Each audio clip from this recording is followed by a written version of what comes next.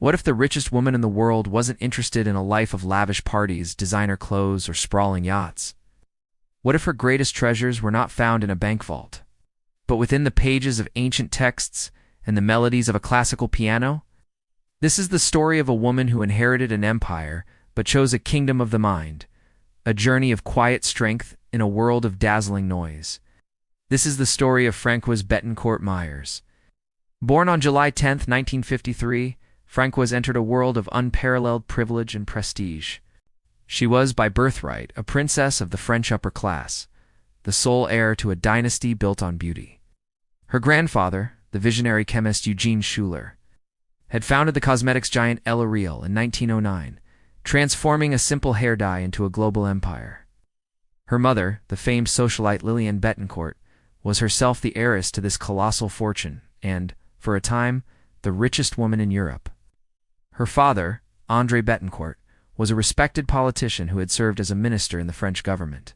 The name Bettencourt was synonymous with immense wealth, power, and influence, a gilded cage into which Françoise was born. Yet, her childhood was far from the fairy tale one might imagine. The very fame and fortune that defined her family became a source of constant anxiety. Fearing for their daughter's safety in a world where kidnapping for ransom was a real threat, her parents chose to shield her from the public eye. Instead of attending a traditional school with other children, Françoise was homeschooled by nuns at Marymount School. This isolated upbringing, cocooned within the walls of their lavish home, profoundly shaped her personality. It fostered a deep sense of introversion and a preference for solitude over social gatherings. While surrounded by unimaginable riches, she later admitted that her upbringing was not one that worshipped money. Instead, her parents instilled in her the values of sincerity and reason, planting the seeds of a life that would later diverge dramatically from the ostentatious world she was born into.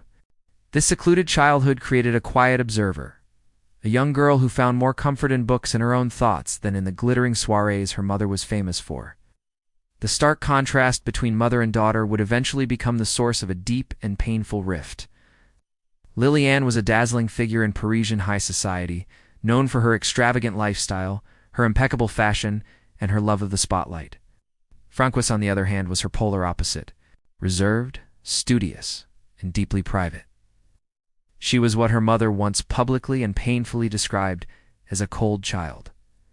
This fundamental difference in temperament created a chasm between them that seemed to widen with each passing year. While Liliane thrived on social interaction and public adoration, Françoise retreated further into her own world of literature and music, finding solace in the intellectual and the artistic. Their relationship was strained, quiet tragedy playing out behind the opulent facade of their family's empire, setting the stage for one of the most public and heart-wrenching family conflicts in modern history. The path to inheriting one of the world's largest fortunes was not a simple matter of birthright. For Françoise, it was a trial by fire, a battle waged in the public eye that would cost her the very relationship with her mother.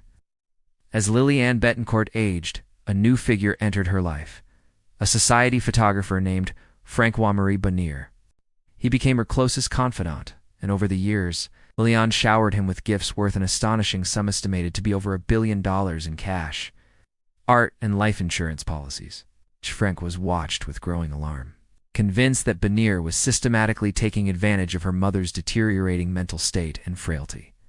In 2007, her concern escalated into action. She filed a lawsuit accusing Bonnier of abus de faiblesse, or the exploitation of a person in a vulnerable state.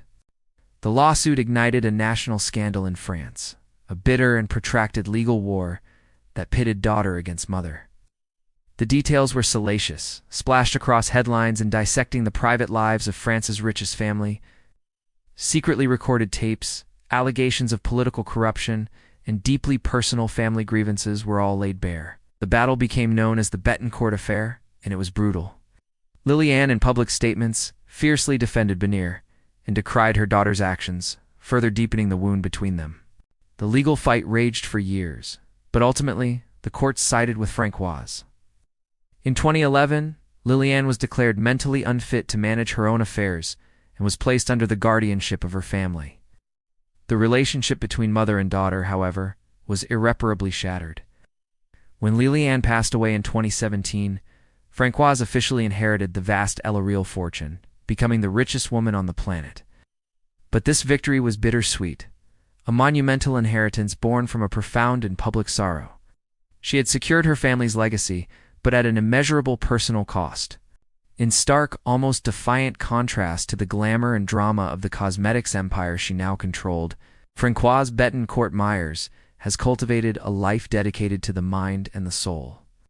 While her name is synonymous with beauty products sold across the globe, her personal passions lie in the realms of academia and the arts. She is not merely a reader, but a dedicated scholar and a prolific writer. Her intellectual pursuits are serious and profound. She has published multiple books, including extensive studies on the complex and intertwined relationship between Judaism and Catholicism. Delving into theological and historical scholarship, in a monumental effort, she authored a 5-volume set offering a comprehensive, line-by-line commentary on the Bible. Her intellectual curiosity also led her to the ancient world, where she penned a detailed genealogy of Greek mythology. This work, titled Les Dieux Grecs, the Greek Gods, was not a casual hobby. It was a rigorous scholarly endeavor that earned her a prestigious literary prize from the esteemed Academia Francus. Her other great passion is music. It is not just an interest, but an essential part of her daily existence, a ritual that centers and sustains her. She begins each day not by checking stock prices or company reports, but by sitting at her piano. For hours, she immerses herself in the works of classical composers, the melodies flowing through her fingers. She has described this daily practice as her oxygen, the very air she needs to breathe. This dedication to music and literature paints a picture of a woman who finds her truest wealth not in financial statements, but in the enduring beauty of human creativity and the timeless pursuit of knowledge. Her life is a testament to an inner world far richer and more complex than the external empire she oversees. This devotion to a life of the mind is reflected in her strikingly simple lifestyle. In a world where billionaires compete to build the most extravagant mansions and collect the most ostentatious toys, Françoise deliberately shuns the spotlight and the trappings of extreme wealth. She is rarely seen at high society galas or on the red carpet. Her personal style is the antithesis of haute couture. She is often photographed in simple, dark-colored clothing, with discreet makeup and her signature large glasses. She has chosen not to live in an opulent, historic chateau, but in a modern, 2-story house. While undoubtedly luxurious, her home is considered relatively modest by the standards of the global super-rich. A private sanctuary designed for living and working, not for showcasing wealth. This preference for a quiet, almost reclusive existence is not an act. It is the authentic expression of a woman who values privacy and substance over spectacle and status.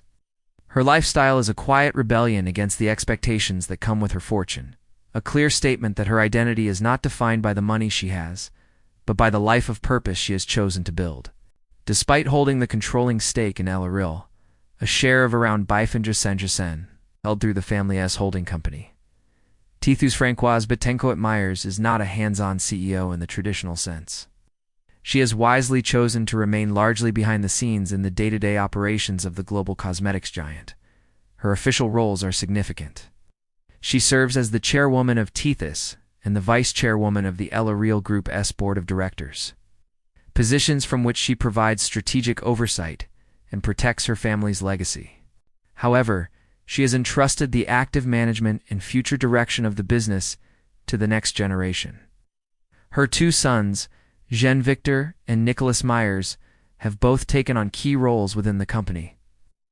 They are now the public faces of the family's involvement, working to navigate the complexities of the modern business world and steer the L'Oreal ship forward.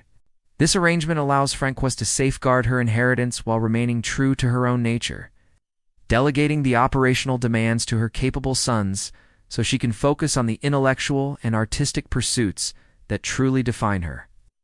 It is a model of succession that balances dynastic responsibility with personal fulfillment. Françoise Bettencourt Meyers stands as living proof that immense wealth and a life of quiet contemplation are not mutually exclusive. She has navigated a journey marked by family conflict, public scrutiny, and the immense pressure of a legendary inheritance. Yet through it all, she has forged a path entirely her own.